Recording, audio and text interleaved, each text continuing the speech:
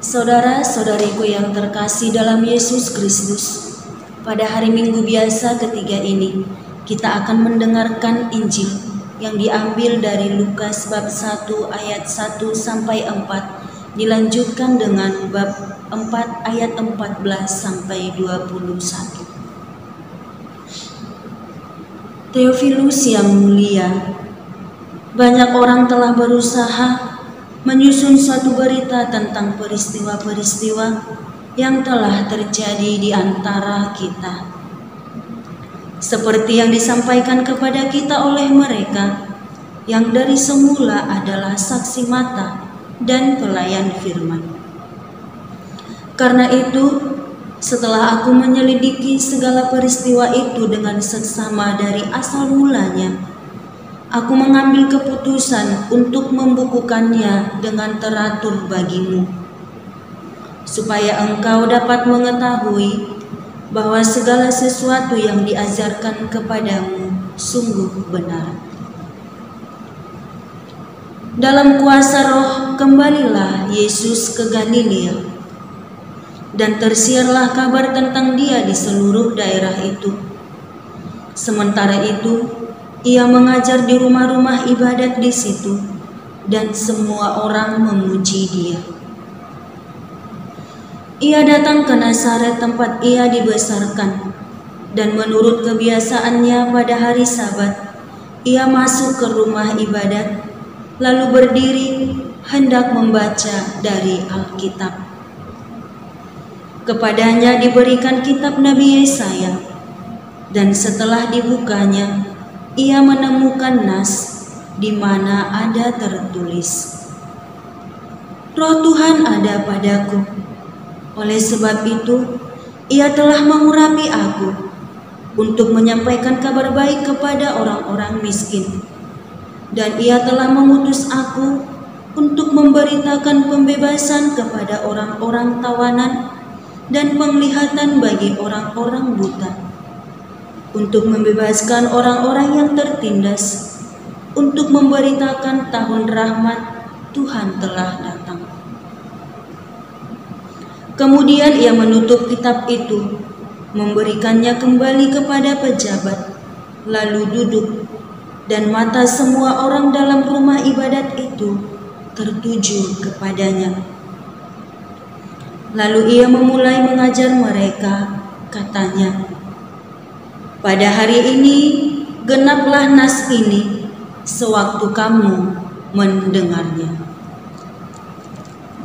Demikianlah sabda Tuhan. Terpujilah Kristus. Saudara-saudariku yang terkasih, pada Injil Lukas ini kita diingatkan akan pentingnya suatu kebenaran. Kita diingatkan akan pentingnya kebenaran dalam iman kita. Lukas tidak hanya menuliskan kisah Yesus berdasarkan rumor atau cerita yang beredar begitu saja, tetapi berdasarkan penyelidikan yang sangat mendalam dan akurat.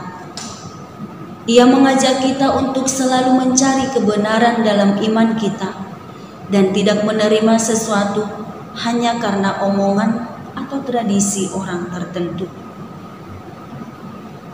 Di sini juga Lukas menegaskan tentang misi Yesus.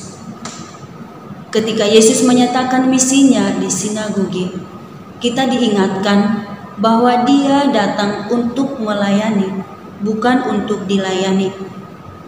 Dia mengidentifikasikan dirinya dengan orang-orang yang terpinggirkan, miskin, menderita, dikucilkan, dan juga teraniaya.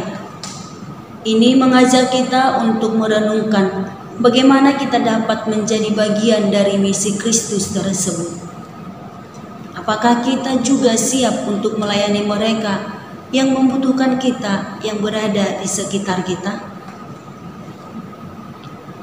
Dalam Injil juga dikatakan tentang penggenapan nubuat, di mana Yesus mengklaim bahwa Dia adalah penggenapan dari nubuat yang telah dinyatakan oleh para nabi.